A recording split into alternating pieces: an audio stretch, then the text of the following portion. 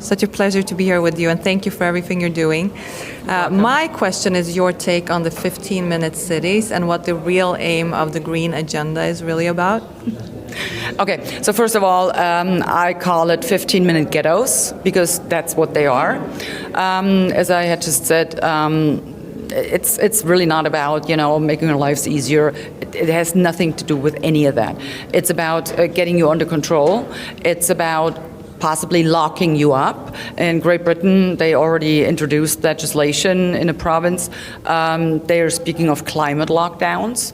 And the people are being told, we are doing this to make your lives easier, and we have to save the planet. Obviously, we have to save the planet, right? It has nothing to do with that. It is pretty much, taking individual mobility away from people, get them on, bikes or whatever. So, and that is actually what they saw during this COVID madness when they were having these lockdowns.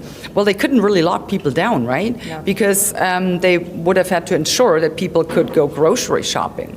And you don't have grocery stores, within a 15-minute radius kind of thing. So, yeah, they realized that. That's what this whole thing with this 15-minute ghettos is all about. They need to first you need to make sure that you might have everything you could possibly need, and then there is nothing to stop them from locking you down. What are people going to say? We're going to starve to death? I mean, once again, look to China.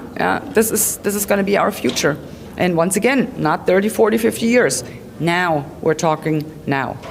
And the aim of the green agenda, what do you think that's all about? Well, the green agenda is just part of that overall agenda, which is to erect a totalitarian regime in which people are under complete control. That actually what it does, the Green Deal, the so-called Green Deal, it will impoverish people. We have seen that, people are barely capable of keeping up with their bills anymore. And energy prices, they're skyrocketing. In Germany, the idiot German government, they shut off the last of our nuclear power plants, and they're dreaming about, all these windmills generating enough electricity for Germany, who is, industrial nation. Seriously? Well, what happens if the sun is not shining and the wind's not blowing? Where is the energy coming from? Guess what? It's coming from France, from Poland, from whoever. Well, nuclear power plants, which, by the way, are not operating to the highest standard of safety. That was actually the case in Germany, but we shut them down because on the other end of the planet, years ago, there was, a natural catastrophe happening, which could never happen in Germany. But this natural catastrophe at the other end of the world destroyed only one nuclear power plant there in Japan, but it destroyed all nuclear power plants in Germany, and it's just idiotic.